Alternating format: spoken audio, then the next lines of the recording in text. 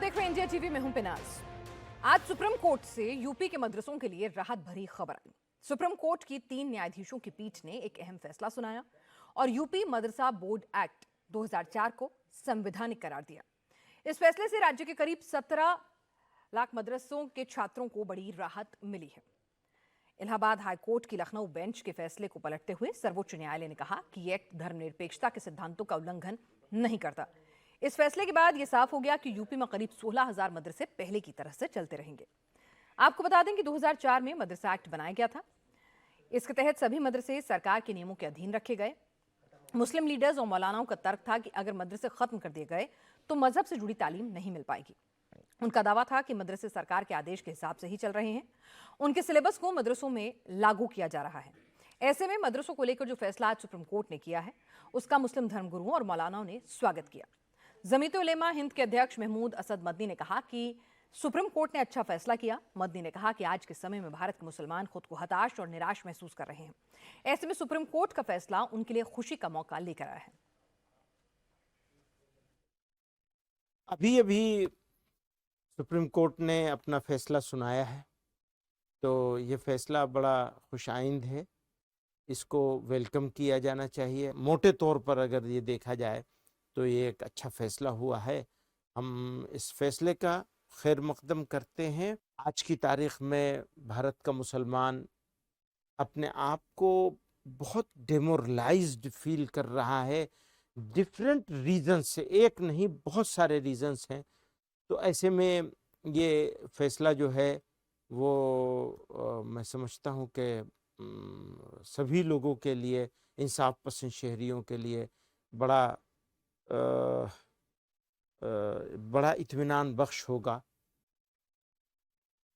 उत्तर प्रदेश मदरसा act के सिलसिले में ऑनरेबल सुप्रीम कोर्ट ने जो ये फ़ैसला दिया है कि पूरी तरीके से ये एक्ट कॉन्स्टिट्यूशनल है, और इस सिलसिले में इलाहाबाद हाई कोर्ट ने जो इसको अनकॉन्स्टिट्यूशनल कहा था उसको रद्द कर दिया है। इससे हम सबको बहुत खुशी और मसरत हुई है। और जाहिर सी बात है, जो एक्ट ख़ुद हुकूमत ने बनाया हो वो किस तरीके से अनकॉन्स्टिट्यूशनल हो सकता था। बहरहाल इन मदरसों से हज़ारों लोग वाबस्ता हैं और सभी को एक बहुत बड़ी राहत मिली, और हम लोग अब पूरी आज़ादी के साथ अपने मदरसों को कंटिन्यू कर सकते हैं। सुप्रीम कोर्ट के फैसले पर केंद्रीय मंत्री गिरिराज सिंह का भी रिएक्शन आ गया है। गिरिराज सिंह ने कहा कि योगी आदित्यनाथ ने अच्छा काम किया और आज उनकी भी तारीफ होनी चाहिए। मुस्लिम सिर्फ गाली ना दें बल्कि योगी आदित्यनाथ की तारीफ भी करें, क्योंकि उन्होंने मुस्लिम बच्चों की शिक्षा के बारे में सोचा है। संविधान में शिक्षा राज्य का विषय है और राज्य के मुख्यमंत्री योगी जी ने अच्छा फैसला लिया, एक्ट बनाया मदरसा एक्ट। कि मदरसा एक्ट में सुधार है, पढ़ाई की जरूरत है। वहां के बच्चे भी पढ़ लिख करके डॉक्टर, इंजीनियर, जज बने। सब लोगों ने विरोध करते रहे। आज सुप्रीम कोर्ट के फैसले को सब लोग मिलकर स्वागत करना चाहिए। मुसलमानों को भी स्वागत करना चाहिए, क्योंकि उनके बच्चों के भविष्य का सवाल है। ये हर चीज में योगी जी अच्छा काम करते तो भी गाली, और ऐसे तो गाली देते ही रहते हैं। मदारिस अरबिया का जो आज फैसला सुप्रीम कोर्ट से आया है, मैं ऑल इंडिया शिया फैसला बोर्ड की जानिब से इस फैसले का भरपूर तरीके से वेलकम करता हूं। इस फैसले का भरपूर तरीके से स्वागत करता हूं। मदारिस अरबिया का मुल्क की आज़ादी में अहम योगदान रहा है, और आज सुप्रीम कोर्ट ने जो ये तारीखी फैसला दिया है, मैं इस तारीखी फैसले का सुप्रीम कोर्ट का स्वागत करता हूं और सुप्रीम कोर्ट को सैल्यूट करता हूं। देखिए, मदारिस के ताल्लुक से जो फैसला सुप्रीम कोर्ट ने दिया है ये निहायत ही खुशाइन फैसला है, और इस फैसले से न सिर्फ मदरसों में पढ़ने वाले बल्कि मदरसों से मुंसलिक वो तमाम हजरात जो संवैधानिक हक के लिए सुप्रीम कोर्ट में मदरसा एक्ट की और मदरसों के वक़ार के लिए मजबूत पैरवी कर रहे थे, वो तमाम हजरात मुबारकबाद के मुस्तहिक हैं। इसलिए कि मदरसों ने हमेशा इस मुल्क में तालीम को फ़रोग़ देने के लिए और जहालत के ख़ात्मे के लिए काम किया है। और हमारे साथ इस पूरे विषय पर चर्चा करने के लिए कि क्या इससे मुसलमानों को वाकई में कोई अपनी बड़ी जीत के तौर पर देखना चाहिए, जो डिग्री जो है अब क्योंकि वो यूजीसी के तहत मान्य नहीं है तो वो डिग्री मान्य नहीं रह जाएंगी, तो उसको किस तरह से इंटरप्रेट करना चाहिए, क्या कुछ वाकई में बदलेगा या फिर सिर्फ एक जिसे कहें कि माहौल जो है वो जरूर गरमाएगा। हमारे साथ इस वक्त मौलाना कल्बे जवाद साहब स्कॉलर इस वक्त जुड़े हुए हैं और भी खास मेहमान हमारे साथ जुड़े हैं। मौलाना साहब, इस फैसले को आप किस तरह से देखते हैं और क्या कुछ बदल जाएगा? मदरसे तो चलते रहेंगे लेकिन क्या वो बच्चे IIT नीट की परीक्षाओं में एंट्रेंस एग्जाम दे सकते हैं मदरसा बोर्ड की डिग्री के बाद? वो तो नहीं हो पाएगा। देखिए, ये तमाम गलतफहमियाँ फैलाई जाती हैं, भरम फैलाए जाते हैं। मैं खुद मदरसे का पढ़ा हुआ हूँ और मैंने मदरसे में पढ़ा है और फिर अलीगढ़ यूनिवर्सिटी से मैंने इंग्लिश में जो है वो एमफिल की सनद हासिल किया। तो जो तालीम है, जो एजुकेशन आज की है मॉडर्न, उसमें मदरसा कोई रुकावट नहीं बनता है। हमारे मदरसे के लोग जो है सुल्तानबाजारी से यहाँ पर है जिसमें हम पढ़े हैं, तो वहाँ मदरसे की तालीम भी हासिल करते हैं और यूनिवर्सिटी की तालीम भी हासिल करते हैं, दोनों साथ साथ चलती हैं। तो ये बिल्कुल गलतफहमी फैला दी गई है कि साहब के अगर एजुकेशन मदरसे में हासिल करेगा, वहाँ मदरसे में जाएगा तो दुनिया से बिल्कुल अलग थलग हो जाएगा और बिल्कुल कट के रह जाएगा। बिल्कुल झूठ है, बिल्कुल गलत है। नहीं, मौलाना कल्बे जवाद साहब, मुझे किसी ने क्योंकि जानकारी दी, आप मुझे बेहतरीन दुरुस्त मैंने कीजिएगा जो कि अगर एक कंप्यूट- बच्चा 10th और 12th मदरसा बोर्ड के अधीन करता है तो वो जो एंट्रेंस एग्जाम होते हैं कॉम्पिटिटिव, वो नहीं दे सकता है। क्या ऐसा है? वो कॉलेज में जाके ग्रेजुएशन के लिए दाखिला तो ले सकता है, जैसे कि आगे उसको इंग्लिश में BA करना हो, हिंदी में, साइकोलॉजी में, किसी में भी करना हो, लेकिन जो 12th के बाद एंट्रेंस एग्जाम होते हैं उनके लिए एलिजिबल नहीं है अगर उसने मदरसा बोर्ड से 10वीं 12वीं की है। क्या ऐसा है या नहीं है? नहीं, देखिए ऐसा नहीं है, क्योंकि मैंने खुद मदरसे से पढ़ाई की थी, उसके बाद मुझे लखनऊ यूनिवर्सिटी में दाखिला मिला। वो मदरसे की बुनियाद के ऊपर वहाँ जो आलिम का एग्ज़ाम मैंने दिया था, और उसमें क्योंकि इंग्लिश में थी तो इन्हीं ने तो उसको हमको वहाँ के ऊपर जो है वहाँ हमें लखनऊ यूनिवर्सिटी में दाखिला मिल गया। उसके ऊपर उसके बाद यही लखनऊ यूनिवर्सिटी से BA किया मैंने, इंग्लिश में MA किया, फिर यहीं MPhil किया, सब कुछ यहीं से किया। फिर मदरसे ही बुनियाद मदरसा था, उसके ज़रिए से मैंने पूरी तालीम हासिल की है। इसी तरह से मेरे बेटे ने भी आलिम का इम्तहान पास किया यहाँ लखनऊ यूनिवर्सिटी से अरबी का, और उसके बाद फिर वो BA में गया और उसके बाद फिर वो आगे बढ़ रहा है, PhD कर रहा है। तो मदरसे की लेकिन तालीम बिल्कुल आप इंजीनियर बनने के लिए IIT का एंट्रेंस एग्जाम दे सकते हैं, कोई रुकावट नहीं लगती। आप डॉक्टर बनने के लिए नीट का एग्जाम नहीं दे सकते हैं अगर आपने मदरसा बोर्ड से अगर आपने तालीम हासिल की है। क्यों साहब? नहीं, सवाल ये है कि सभी डॉक्टर थोड़ी बन जाते हैं। तो आपको डॉक्टर इंजीनियर बनाना ही नहीं है? जाना चाहता है वो अपने हिसाब से तालीम हासिल करे। नहीं, डॉक्टर जो है हमारे कितने हमारे भाई बंधु हैं जो डॉक्टर हैं, तो वो अपने हिसाब से जाते हैं। लेकिन ये कि ये जो है ये एक जिस्मानी डॉक्टर होता है कि रूहानी डॉक्टर होता है। जो मदरसे में होते हैं उनको रूहानी इलाज सिखाया जाता है, और जो मेडिकल कॉलेज में होते हैं उनको जिस्मानी इलाज सिखाया जाता है। दोनों चीज़ें ज़रूरी है हमारे लिए कि जिस्मानी डॉक्टर भी हो और हमारा स्पिरिचुअल डॉक्टर भी होना चाहिए हमारे साथ साथ। लेकिन कल्बे जवाद साहब, अगर आज सुप्रीम कोर्ट ने कहा कि ठीक है मदरसे चलते रहेंगे जैसे पहले चल रहे थे, लेकिन साथ ही साथ उन्होंने डिग्री जो है उसको फाजिल और कामिल की डिग्री को मान्यता देने से इनकार कर दिया है। उन्होंने कहा इसे UGC से मान्यता नहीं मिली हुई है, तो ये तो कहीं ना कहीं मदरसों के सिस्टम के लिए एक झटका है या नहीं? नहीं, ये तो फाजिल और उन्होंने दिया, फाजिल की सबकी यूनिवर्सिटी तो मानी जाती है डिग्रियाँ। हमारे सदरुल फाजिल की सनद जो है मदरसे की वो अलीगढ़ यूनिवर्सिटी मानी जाती है। नहीं, अलीगढ़ के अलावा भी दुनिया में बहुत सी यूनिवर्सिटीज है साहब। तो मानी जाती है वो माने, तो ऐसा नहीं यूनिवर्सिटी अगर चाहे तो मान सकती है उसको। नहीं, सुप्रीम कोर्ट ने कहा ना, सुनिए, CJI ने कहा क्या कहा है? यूनिवर्सिटी मान्यता दे सकती है उसको, राइट है यूनिवर्सिटी को। नहीं, सुप्रीम कोर्ट ने कहा है कि मदरसे के द्वारा फाजिल और कामिल की डिग्री को मान्यता देने से इनकार करते हुए कहा कि इन्हें UGC से मान्यता नहीं मिली हुई है। ठीक है, अलीगढ़ मुस्लिम यूनिवर्सिटी जो है उसका एक अलग दर्जा है, वो अलग तरह से काम करती है, लेकिन हम बाकी यूनिवर्सिटीज की बात कर रहे हैं साहब, वहां पर ये मान्य नहीं होंगी। तो फिर भी क्या मुसलमान के बच्चे जो हैं वो अपने आप को मदरसा बोर्ड से 10th और 12th करवाना चाहेंगे अगर ये मान्य नहीं होंगे? तो उसको जो अरबी में होता है उसको अरबी में मिल जाते दाखिला, मिल जाता। यूनिवर्सिटी लखनऊ यूनिवर्सिटी में मैंने कहा मैंने यहाँ लखनऊ में अरबी में मैंने तालीम हासिल की थी, मुझे BA में दाखिला मिला यहाँ। ठीक है, तो मौलाना कल्बे जवाद साहब, यानी ये मान लें कि अगर आप मदरसा बोर्ड से पढ़ेंगे तो कुछ ही यूनिवर्सिटी में आपको दाखिला मिल सकता है और उससे कोई दिक्कत नहीं है आपको, और आप डॉक्टर इंजीनियर तो नहीं बन सकते अगर आपने मदरसा बोर्ड से 10वीं 12वीं पास की है, उससे भी कोई दिक्कत नहीं है। ऐसे ही चलते रहने दीजिए सब। देखिए, हमें पहले आपसे कहा कि ना हर बच्चा इंजीनियर बन जाता है। क्यों अंग्रेजी स्कूल में पढ़ो क्या सब इंजीनियर बन जाते हैं, सब डॉक्टर बन जाते हैं? अच्छा, मुझे इतना बताइए आप कि जो भी इंग्लिश स्कूल में पढ़ता है सब इंजीनियर बनते हैं और डॉक्टर बनते हैं। कोर्ट ने ये भी तो कहा अपनी कि अपनी भाई जो लाइन होती है, सरकार तो अपनी लाइन खुद पहले है, से तय सरकार करता के है साथ कि हमें मिलकर इंजीनियर मदरसों बनना है के तो उसी हिसाब से मॉडर्नाइजेशन पढ़ता के है, लिए अगर किसी को उसके डॉक्टर बनना है शिक्षक, तो अपने हिसाब से पढ़ता ठीक है, है। तो क्या ये लामा टीनियर के पढ़े हुए, मैं पूछना चाहता हूँ, लामा टीनियर के जितने पढ़े हुए सब डॉक्टर हैं, सब इंजीनियर हैं? पर मौका तो दे सकते हैं, कोशिश तो कर सकते हैं। वहां तो कोशिश ही रद्द हो मुझे जाती है बताइए क्योंकि मैं सब, मदरसे में पढ़ रही हूँ। कुछ ही तो जिनको जिस नहीं भाई टॉपिक पे ठीक है, इंटरेस्ट मैं होता डॉक्टर है, इंजीनियर बनूंगी जिसमें कि नहीं इंटरेस्ट बनूंगी होता मेरी है उसी काबिलियत लाइन हो को सकती है, इंतखाब लेकिन करता अगर है। मैं जिस स्कूल में पढ़ रही हूँ उस स्कूल की ही मान्यता नहीं है, उस बोर्ड की मान्यता नहीं है, तो मैं तो ट्राई भी नहीं कर सकती ना, अटेम्प्ट भी नहीं दे हिसाब से सकती। पढ़ेगा वो, इंजीनियर बनना उसके हिसाब से पढ़ेगा वो। अच्छा, यानी कि ये क्लियर है कि वो उस जिन हिसाब से पहले मुस्लिम ही से लोगों को अपने अपना बच्चों को रास्ता आगे पहले से रूहानी सेटअप शिक्षा करना होता देनी है, है, पहले से। धार्मिक जिसको शिक्षा देनी डॉक्टर है, हाँ जी, तो जिसको आप डॉक्टर मदरसा बनना है, एजुकेशन जाइए। तो वो अपने हिसाब से पढ़ेगा वो। ठीक है, हमारे साथ मुफ्ती शमून कासमी साहब, चेयरमैन उत्तराखंड मदरसा देखिए, बोर्ड के भी अफ्रीका इस का वक्त जुड़े हुए आपके हैं। पूरे सब- अब्दुल हमीद नोमानी साहब, इस्लामिक स्कॉलर, भी इस वक्त जुड़े हुए हैं। संगीत रागी जी, राजनीतिक विश्लेषक हैं हमारे साथ, वो भी इस वक्त जुड़े हुए हैं। और फराज किदवई जी हैं, प्रवक्ता समाजवादी पार्टी के, वो भी हमारे साथ इस वक्त जुड़ चुके हैं। संगीत रागी जी, कोर्ट ने डिग्रियों को तो मान्यता देने से इनकार कर दिया। वो कह रहे हैं कि भाई ऐसा नहीं है, कई यूनिवर्सिटीज ऐसी हैं डिग्री मानती हैं और हर बच्चा इंजीनियर डॉक्टर थोड़ी बनना है, ये उनकी चॉइस है।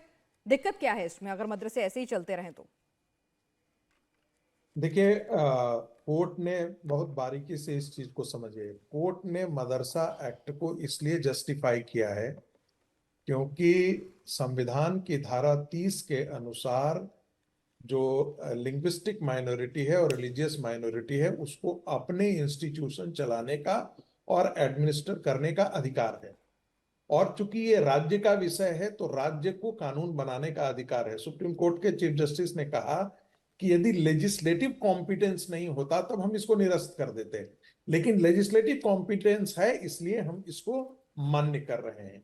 लेकिन जो दूसरी महत्वपूर्ण बात थी, जो समाजवादी पार्टी ने भारत की शिक्षा व्यवस्था के पैरेलल एक मदरसा शिक्षा व्यवस्था खड़ी करना चाहती थी जिसमें बीए की भी डिग्री हो, एमए की भी डिग्री हो, उस व्यवस्था को सुप्रीम कोर्ट ने खारिज कर दिया है। जैसे कि जो डिग्री है और डिग्री के बाद जिनको ग्रेजुएशन के डिग्री के समकक्ष माना जा रहा था, एमए की डिग्री के समकक्ष माना जा रहा था, उस डिग्री को खारिज कर दिया है। यानी कि उस डिग्री के आधार पर अब बाकी जगह पर आप अप्लाई नहीं कर सकते हैं, उस डिग्री के आधार पर आप यूपीएससी का एग्जाम नहीं लिख सकते हैं, उस डिग्री के आधार पर आप किसी भी सिविल सर्विसेज या किसी भी कॉम्पिटिटिव एग्जाम में आप नहीं बैठ सकते हैं। तो यह सुप्रीम कोर्ट का निर्णय बहुत अच्छा है। तीसरी बात जो सुप्रीम कोर्ट ने कहा है कि क्या यह अच्छा नहीं होगा कि राष्ट्रीय हितों में आप मदरसा एजुकेशन को रेगुलेट करें। यानी कि सुप्रीम कोर्ट ने यह माना है कि जिन मदरसों को सरकार पैसा देती है उन मदरसों को रेगुलेट करने का, यानी चाहे वो उत्तर प्रदेश की सरकार हो या कोई अन्य सरकार हो, मदरसों में हस्तक्षेप करने का अधिकार सरकार के पास दिया है। और सुप्रीम कोर्ट ने यह माना भी है कि यह राष्ट्रीय हितों में है। उन्होंने क्वेश्चन किया है, क्या यह अच्छा नहीं होगा कि राष्ट्रीय हितों के लिए आप मदरसे में को रेगुलेट करें, यानी सरकार को यह अधिकार दिया है। तीसरी बात, इसके अतिरिक्त सुप्रीम कोर्ट ने यह भी कहा है कि madrasa education must be in consonance with the modern academic expectations, यानी कि मॉडर्न एकेडमिक एक्सपेक्टेशंस जो हैं उससे ये अलाइन करें। यानी कि 12वीं तक भी यदि आप शिक्षा दे रहे हैं तो उसमें फिजिक्स, केमिस्ट्री, मैथ वगैरह सब सबकी शिक्षा होनी चाहिए और सरकार इसमें हस्तक्षेप करने का अधिकार रखती है। चलिए इसी पर एक रिएक्शन फराज किदवई साहब से ले लें। मेरा तो मानना, मेरा एक अंतिम बात, मेरा व्यक्तिगत मानना है कि मदरसों को एजुकेशन जो है वो तालीम जो है वो धार्मिक शिक्षा यदि दी जाती है तो ऐसे संस्थाओं को सरकार के द्वारा एक पैसे का फंड नहीं दिया जाना चाहिए। और इस मामले पर मैं इलाहाबाद हाईकोर्ट के जो जजमेंट है मैं उसके साथ खड़ा हूं। ठीक है, चलिए फराज किदवई साहब जरा ये बता दीजिए कि यहाँ पर जो डिग्रियां हैं, कहीं ना कहीं एक तरह से ये एक्ट क्योंकि आप ही के सरकार के कार्यकाल में बना था, तो यहाँ पर अब जो डिग्रीज हैं उनकी वैधता को निरस्त कर दिया है सुप्रीम कोर्ट ने। यानी कि अगर आपको डिग्री लेनी है, अगर आगे पढ़ना है तो आपको नॉर्मल स्कूल में जाना होगा, एक प्रोफेशनल एजुकेशन लेनी होगी। देखिए पिनाक जी, सबसे पहले तो संगीत जी को मैं करेक्ट कर दूं कि अभी महाराष्ट्र में जिस पार्टी की ये वकालत करते हैं उस पार्टी की सरकार है, और वहां मदरसे में 6,000 से 12,000 और 8,000 से बढ़ा करके 18,000 पर वहां पर कुछ सैलरी सरकार ने की है। तो मुझे ये लगता है कि पहले ये ज्ञान जो है भारतीय जनता पार्टी की जहां जहां सरकारें हैं उनको दें, और उसके बाद में फिर समाजवादी पार्टी है। दूसरी बात पिनाक जी, मैं एक बहुत रेप्यूटेड चैनल का यहाँ पर एक वो पढ़ रहा था, क्योंकि वो डिफरेंट चैनल है इसलिए मैं उसका नाम नहीं लूंगा। इसमें ये लिखा हुआ है कि from madrasas students to doctors, youth clear NEET amid row over unrecognised madrasas. और मैंने ये देखा है कि पता नहीं कितने मदरसे के जो बच्चे थे वो डॉक्टर और इंजीनियर बनकर के फ्यूचर में निकले हैं, और राजा राम मोहन राय जी भी मदरसे के पढ़े हुए थे। अब देखिए, आ जाते हैं कि प्रॉब्लम कहाँ है पिनाक जी। प्रॉब्लम यह है कि भारतीय जनता पार्टी की जो सरकार है वो 2014 में जब से देश में आई है, और खासकर 2017 से उत्तर प्रदेश में आई है, इनके पास काम करने को तो कुछ है नहीं, ना कुछ जनता को बताने के लिए। अभी मैं आपको एक बहुत इंपॉर्टेंट फैक्ट बताऊंगा। ये कभी बात करेंगे मदरसा की, कभी बात करेंगे अजान की, कभी बात करेंगे फल जिहाद की, कभी बात करेंगे लैंड जिहाद की, कभी ये बोलेंगे ट्रेन हादसे मुसलमानों की वजह से हो रहे हो, कभी बोलेंगे असम में महंगाई मुसलमानों की वजह से बढ़ रही है। अभी कुछ दिन पहले उत्तर प्रदेश के मुख्यमंत्री, माननीय मुख्यमंत्री जी जो हैं, वो विधानसभा में एक नजूल का बिल लेकर के आ गए। अब किसी ने उनको बता दिया होगा कि नजूल का मतलब उर्दू, उर्दू का मतलब मुसलमान, और इस एक्ट को लिया और पता चला अपनी ही पार्टी से वहां पर उनका विरोध हो गया। तुलसीदास जी लिखते हैं कि सचिव वैद गुरु तीन जौ, प्रिय बोल ही भय आस, राम राज धर्म तन तीन कर होय बेगही नास। इसका मतलब आपके दर्शकों को मैं बता दूं, बाकी आप लोगों को तो पता होगा पिनाक जी, कि किसी राजा का मंत्री अपने राजा से डर के, डॉक्टर अपने मरीज और उसके रिश्तेदारों से डर के, गुरु अगर अपने शिष्य या उसके परिवार से डर के उसको गलत शिक्षा देता है तो उसका नाश निश्चित है। मुझे नहीं पता कि बाकी जी स्वराज जी, मुझे आपने नहीं अपनी बात कही, क्योंकि अगर मैं आपको बीच में टोकती तो आप कहते हैं कि मैं आपको बोलने का मौका नहीं दे रही हूं, तो पर मैं फिर से आपको विषय पर लाना चाहती हूं, जो विषय है आज का, कि मदरसों के अंदर अभी हम बात कर रहे थे मौलाना कल्बे जवाद साहब से। उन्होंने खुद एडमिट किया कि भाई ठीक है, अगर आपको इंजीनियर डॉक्टर बनना है तो मदरसे का जो 10th 12th का क्वालिफिकेशन है वो एप्लीकेबल नहीं है।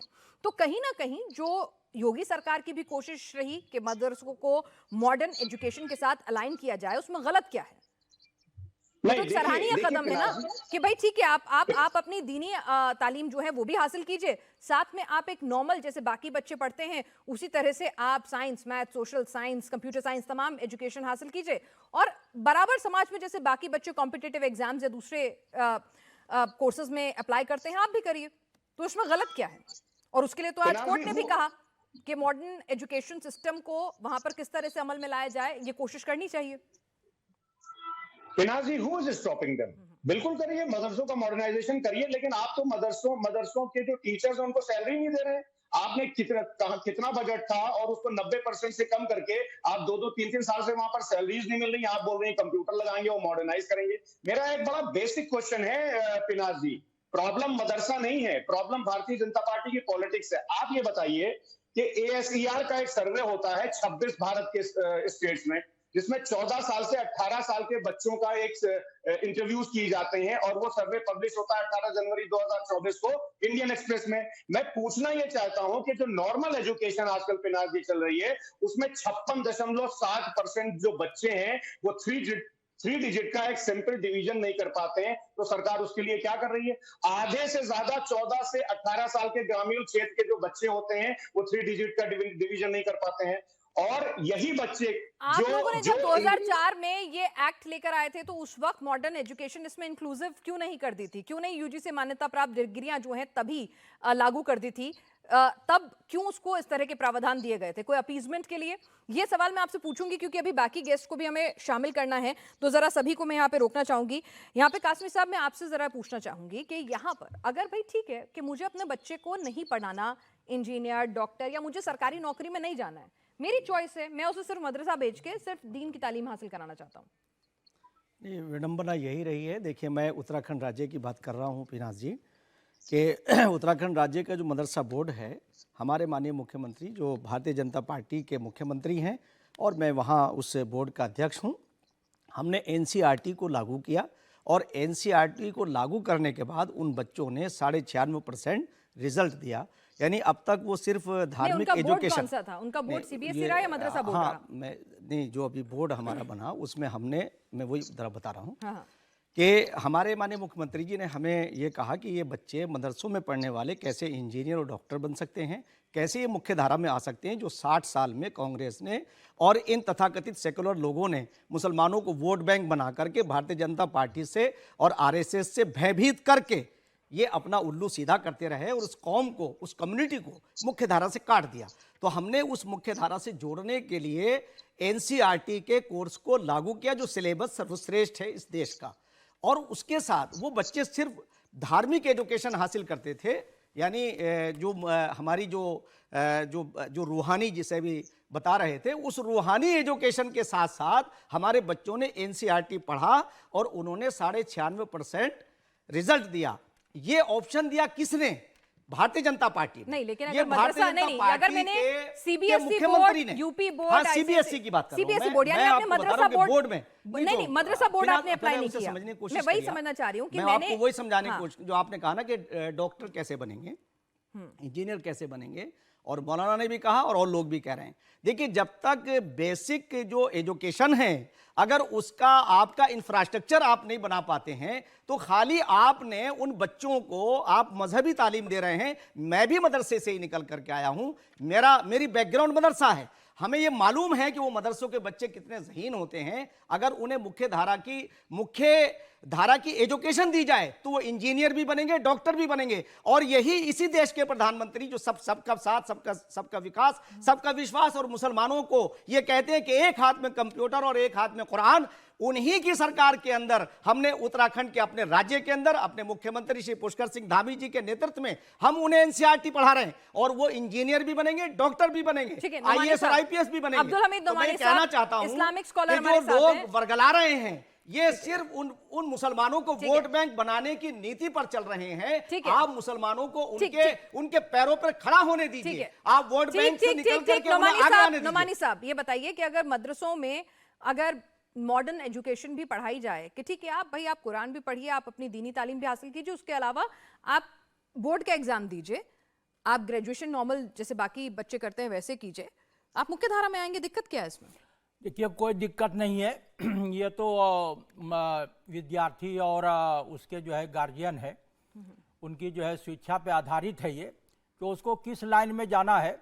अगर जो है वो अंतिम जो है कक्षा की तक अगर आप जाना चाहते हैं, तो फिर जो है वो दूसरी तरफ जाने के लिए आपके पास रास्ता नहीं है। आपको वहाँ कहीं न कहीं जाके आपको लाइन बदलनी पड़ेगी।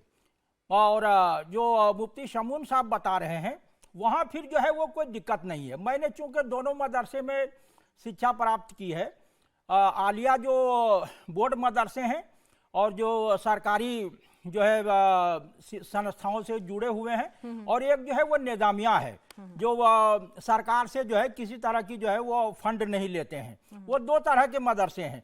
तो जो मदरसे जो है फंड लेते हैं, सहयोग राशि लेते हैं सरकार से, तो सरकार को उसमें जो है, जैसे कि सुप्रीम कोर्ट ने कहा है कि अगर जो है धार्मिक जो है चरित्र को प्रभावित किए बगैर अगर जो है धर्मनिरपेक्ष और सेकुलर जो है छवि को अगर उसमें लाया जाए, तो उसमें जो है वो कोई दिक्कत नहीं है। ठीक है, तो ये जो है वो कोई मुद्दा नहीं है। ये मुद्दा जो है ये बनाया जाता है। रागी साहब, ये एक सवाल ये भी आता है मुस्लिम कौम के बीच में से कि भाई ये मुस्लिम कौम को तय कर लेने दीजिए ना कि वो अपने बच्चे को क्या बनाना चाहते हैं। उनको नहीं बनाना डॉक्टर इंजीनियर, उनकी इच्छा है कि भाई ठीक है, दीन की तालीम करके जिसको डॉक्टर इंजीनियर बनाना होगा वो सरकारी स्कूलों में अपने बच्चे को भेजेगा, जिसको दीन की तालीम हासिल करनी है वो मदरसों में भेजेगा, उसकी चॉइस है। क्यों जबरदस्ती मदरसों में मॉडर्न एजुकेशन डालनी है? हाँ। नहीं, देखिए, मदरसों की शिक्षा से निकले हुए लोग यदि आज जाकर के एम्प्लॉयमेंट उनको नहीं मिलती है, तो क्या देश के लिए ये अच्छी बात होगी? क्या देश के लिए अच्छी बात होगी कि मदरसे से निकले हुए लोग जो हैं सिर्फ दीनी हैं, दीनी शिक्षा लेकर के, दीनी तालीम लेकर के, और एक तरीके से आज के दिन में मार्केट में उनकी कोई कीमत नहीं है, वैसी शिक्षा लेकर के वो क्या करेंगे? इस देश पर वो भार ही रहेंगे। दूसरी बात, बार बार कहा जाता है शिक्षा रूहानी, शिक्षा रूहानी। हम देख रहे हैं कि रूहानी शिक्षा का नतीजा अफगानिस्तान में क्या है, पाकिस्तान में क्या है, तालिबान किस प्रकार से खड़ा हुआ है, ये कौन सी शिक्षा का देन है? ये मदरसों की ही शिक्षा का देन है। मदरसों ने ही इस प्रकार के एक इस्लाम की व्याख्या की है और जिससे जैसे मोहम्मद और तालिबान वगैरह सब पैदा लिए हैं। तो हस्तक्षेप वहां पर करने की जरूरत बन जाती है कि जब आप कट्टरपंथ का बीज मदरसों के अंदर बोते हैं। और मैं फिर इसलिए जोर देकर के कह रहा हूं कि देवबंद इस्लाम अपने मदरसों में 11वीं शताब्दी का हिदाया बुक पढ़ाता है, जिसमें एक एग्रेसिव जिहाद की बात की जाती है। तो ऐसे लोगों को यदि आप ये जानकारी दे रहे हैं अपने बच्चों को कि हिंदू काफिर है, जो इस्लाम को नहीं मानता है वो काफिर है, काफिर की परिभाषा कौन बताता है? ये मौलाना ही तो बताते हैं, मदरसे के शिक्षक ही तो बताते हैं, मस्जिदों में ही तो बताई जाती है और वहीं से तो घृणा का संदेश निकलता है। आपत्ति यहां है कि जब आप हिंदुओं को काफिर की कैटेगरी में आप खड़ा कर देते हैं, इस्लाम को जो नहीं मानता है, जो ईमान पर जिसका नहीं आता है, वो काफिर की कैटेगरी में आ जाता है। समस्या यहां से खड़ी होती है। फराज साहब कुछ जवाब देना चाह रहे हैं। पूरी दुनिया में यही कारण है कि पूरी दुनिया में इस्लाम के मानने वालों की सोच में कट्टरता रग रग में घुसी हुई है। चलिए, तो आज सुप्रीम कोर्ट का अहम फैसला आया है। यूपी के मदरसे जो है चलते तो रहेंगे, लेकिन बहुत कुछ उसमें बदलाव भी है। ऐसा नहीं है कि सिर्फ मदरसों को राहत मिल गई है, बल्कि ये भी कह दिया गया है आलिम और फाजिल के जो कोर्सेज हैं उनको यूजीसी से जो मान्यता है वो नहीं मिली हुई है, तो उनकी डिग्री देने का अधिकार और डिग्री वैलिड नहीं मानी जाएगी। तो अब ग्रेजुएशन और पोस्ट ग्रेजुएशन करने के लिए आपको एक नॉर्मल यूनिवर्सिटी की तरफ ही रुख अख्तियार करना होगा। फराज किदवई साहब, आप ब्रेक पर जाने से पहले अपनी बात रखना चाह रहे थे, अब आप बोलिए। जी पिनाक जी, देखिए दो चीजें हैं। संगीत जी ने अभी अफगानिस्तान का जिक्र किया, पाकिस्तान का जिक्र किया। अरे भाड़ में जाए अफगानिस्तान और भाड़ में जाए पाकिस्तान, कल को खत्म होता हो आज खत्म हो जाए, हम हिंदुस्तानी हैं। अब रही बात, जैसे अभी संगीत जी की आदत है ना कि ये फौरन इस्लाम के बारे में बोलने लगते हैं और तमाम चीजें बोलने लगते हैं, लेकिन आज मेरा लड़ाई करने का इनसे बिल्कुल भी मन नहीं है। मैं सिर्फ 3-4 चीजें पूछना चाहता हूँ। मणिपुर में अभी उन्होंने बताया था ना कि जहां जो भी डिस्टर्बेंस हो रहा है वो मुसलमान करते हैं, इस्लाम ये शिक्षा देता है और तमाम चीजें। मणिपुर में हमारी बहनों को जो नंगा घुमाया गया, सुनिए सुनिए, कमी है। अगर आप मुद्दे पर रहेंगे तो मेरे लिए बड़ा मदद हो जाएगी। क्यों संगीत राजी ने मुद्दे से भागे तब कुछ नहीं, मुझे जवाब तो देना पड़ेगा ना कि क्या वो लोग मदरसे से पढ़ करके आए थे जो हमारी माँ बहनों को नंगा घुमा रहे थे? क्या वो आदमी कहां से पढ़ के आया था जिसने गांधी जी की हत्या की? फराज साहब, मुझे ये बताइए कि आज जो एक्ट था 2004 का, उसमें ग्रेजुएशन पोस्ट ग्रेजुएशन देने का अधिकार था। कहीं ना कहीं संगीत रागी जी ने एक सवाल ये भी तो उठाया कि उस वक्त मुख्यधारा से काट दिया गया। उस वक्त जो एक्ट बना उसमें मुसलमानों को जो शिक्षा प्रणाली, जो व्यवस्था की गई उनके अपीसमेंट के लिए, उन्हें मुख्यधारा से काट दिया गया। आज कोर्ट ने भी ये कहा कि वो डिग्री देने का अधिकार नहीं रखते हैं। देखिए पिनाक जी, मुख्य धारा से काटने का सबसे बड़ा काम अगर किसी ने किया है तो भारतीय जनता पार्टी की 2014 में जब से सरकार आई है। मैं प्रूफ करूंगा अगले 30 सेकंड में आपके सामने। कासमी साहब अभी बोल रहे थे कि उत्थान होना चाहिए। उत्थान कासमी साहब का तो हो गया, लेकिन 2023-24 में जो बजट आया था, उन बजट के कुछ 2-3 पैरामीटर्स हैं, वो मैं आपको बता दूं। आप बात करती हैं ना कि मुसलमान पढ़े लिखे, एक बजट में हेड था माइनॉरिटीज बजट के अंदर, support for students clearing prelims conducted by UPSC. जो बच्चे प्रीलिम्स निकाल रहे हैं, यूपीएससी में जो एग्जाम्स हो रहे हैं, उसका बजट 235 करोड़ था, उसको कम करके 1 लाख कर दिया। ये उत्थान हो रहा है। स्किल डेवलपमेंट की बात प्रधानमंत्री जी करते हैं ना पिनाक जी, सुबह से शाम skill development, skill development. Skill development का बजट 100% से कम कर दिया गया मुसलमानों का। Scheme for leadership development for minority woman की बहुत बात करते हैं ना कि इस देश में महिला एक कास्ट है, उसका बजट 96% से कम कर दिया गया है। तो और मतलब ये कम से कम 15 लाइन आइटम है, सब पढ़ेंगे तो आपका पूरा टाइम निकल जाएगा। फराज जी, अगर मुस्लिम बच्चे अगर बचपन से ही मुख्यधारा से जुड़े, दीनी तालीम, अपने मजहब को जानना, उसको प्रैक्टिस करना, उसका प्रचार प्रसार करना, सब आपका पूरा हक है, आप उसका बिल्कुल फॉलो कीजिए। लेकिन अगर आप मुख्यधारा से जुड़ें, एक नॉर्मल बच्चे की तरह से अगर आप एजुकेशन हासिल करें, तो उसमें कहीं ना कहीं आप ही मुख्यधारा से खुद ब खुद जुड़ेंगे, खुद ब खुद आप स्वावलंबी होंगे। संगीत रागी जी भी कुछ कहना चाह रहे हैं जी। पिनाक जी, इस देश में जैन, बौद्ध, सिख ये सभी माइनॉरिटी में है। आप सामाजिक जीवन में और राष्ट्रीय जीवन में उनका इकोनॉमिक कंट्रीब्यूशन देखिएगा, वो कहीं विक्टिमहुड नहीं करते हैं। इस देश में माइनॉरिटी का मतलब मुसलमान हो गया है। और मैंने तो एक चैलेंज किया है, आरिफ मोहम्मद खान ने भी ये बात कहा था कि देवबंद के जितने मदरसे उनमें कौन सी शिक्षा दी जाती है? जो पाकिस्तान में तालिबान पैदा लेता है और अफगानिस्तान में डूरंड लाइन के दाएं और बाएं, वो कौन मदरसे हैं? ये देवबंदी मदरसे ही तो हैं। बहावी इस्लाम मदरसे की ही पैदाइश तो है। तो मैं तो जो सच कह रहा हूँ वो दुनिया में ये पूरा दिख रहा है। अपवाद को नीत और नीत को अपवाद के रूप में नहीं दिखाइए। मैं पूरी दुनिया की ये चुनौती देता हूँ, मैं चुनौती दे रहा हूँ। नहीं फराज किस भाई साहब, अपनी राय रखने का आप उनको तर्क से करिए। किसी को पैसे मिलते हैं इस तरह की भाषा का इस्तेमाल बिल्कुल मत कीजिए। देखिए आप उनको तर्क से, आपके पास तर्क हो, आप तर्क से हराइए, कोई दिक्कत नहीं। यहाँ पर हम बातचीत कर रहे हैं, लेकिन आप शब्द भाई मैंने तो पूरा मौका दे रही हूँ सर। मैंने तो ब्रेक से आते के साथ सबसे पहले आप ही को मौका दिया। मुफ्ती शमून भी पढ़े हुए, हम भी पढ़े हुए, हम दोनों खिलाफ फेलो हैं। आरिफ मोहम्मद खान ने हिदायत पढ़ी, ने रागी साहब ने हिदायत पढ़ी, हमने पढ़ी है, मुफ्ती शमून ने पढ़ी है। इसमें वो गलती नहीं होगी जो आरिफ खान और ये रागी साहब को बताते हैं। अरे ये हिदायत हम दोनों ने पढ़ी है, हमें पता कि हिदायत में क्या लिखा है।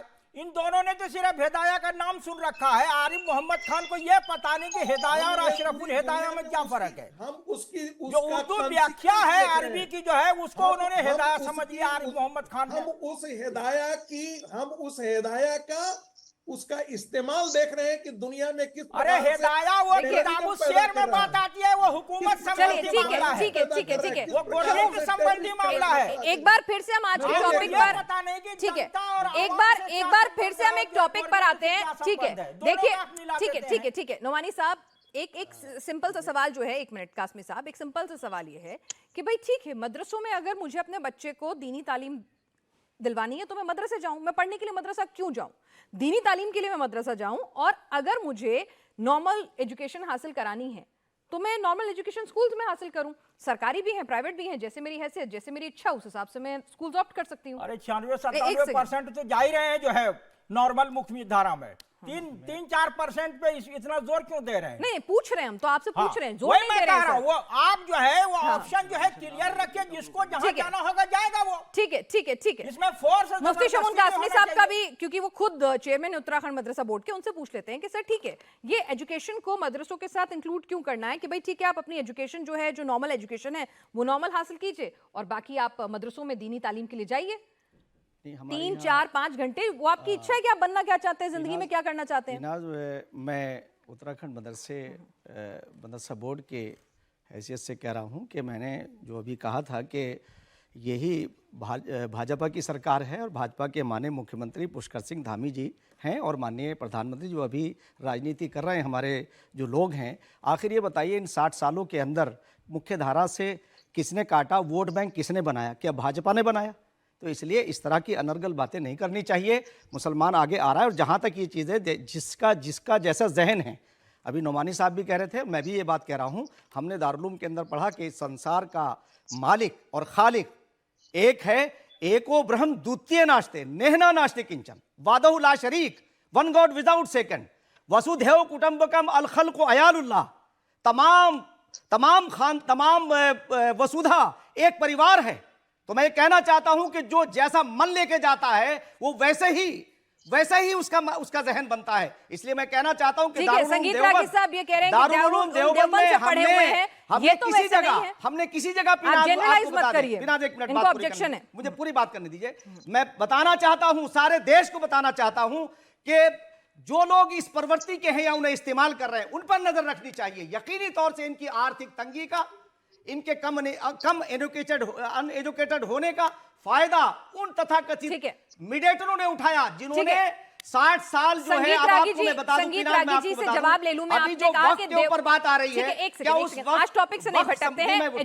एजुकेशन की बात है, मदरसे की बात है। एक मिनट, मुझे पूरी बात करने दीजिए, मुझे पूरी बात तो करने दीजिए। मैं जो कहना चाह रहा हूं कि जो भाजपा का नाम लेकर के, भारतीय जनता पार्टी का नाम लेके मुसलमानों को डरा रहे हैं, जी मैं समझ सकती हूं, आप उत्तराखंड मदरसा बोर्ड से हैं, मैं उत्तराखंड मदरसे की बात समझ सकती हूं। भारतीय जनता पार्टी मदरसे के अंदर हम उन्हें आधुनिक एजुकेशन से लेस कर रहे हैं, वो कल तो इंजीनियर बनेंगे, आधुनिक डॉक्टर एजुकेशन बनेंगे, के लिए स्कूल कॉलेज क्यों ना चले जाए, इंजीनियर मदरसे पे क्यों डॉक्टर बनेंगे डिपेंडेंट और रहें? आईएएस और आईपीएस बनेंगे। रागी और ये साहब, हमारी सरकार, रागी साहब, हमारी सरकार के एक नेतृत्व में हम ये सेकेंड, काम ठीक कर है, रहे हैं। आपकी सरकार, या तो आप तो सरकार वाले ही हो गए, यानी अब इसलिए आपने हो गया ना। सरकार ज्वाइन और कर ली। उन्होंने हाँ? क्या किया? यही तो ठीक बात है, ठीक फिराज। संगीत सबसे रागी जी, दिक्कत तो ये संगीत रही रागी जी, ये इस कह रहे साथ हैं कि कौन न देवबंद मर को जाए आपने, खुदा, एक लड़ते हैं और हाथ में तलवार भी नहीं। सेकेंड कासमी साहब, रागी साहब ये कह रहे हैं आपने देवबंद को जनरलाइज कर दिया। देवबंद ने, इन्होंने तो कुछ और तालीम हासिल की है जिसमें वसुधैव कुटुंबकम क्या पाठ पढ़ाया गया है इन्हें।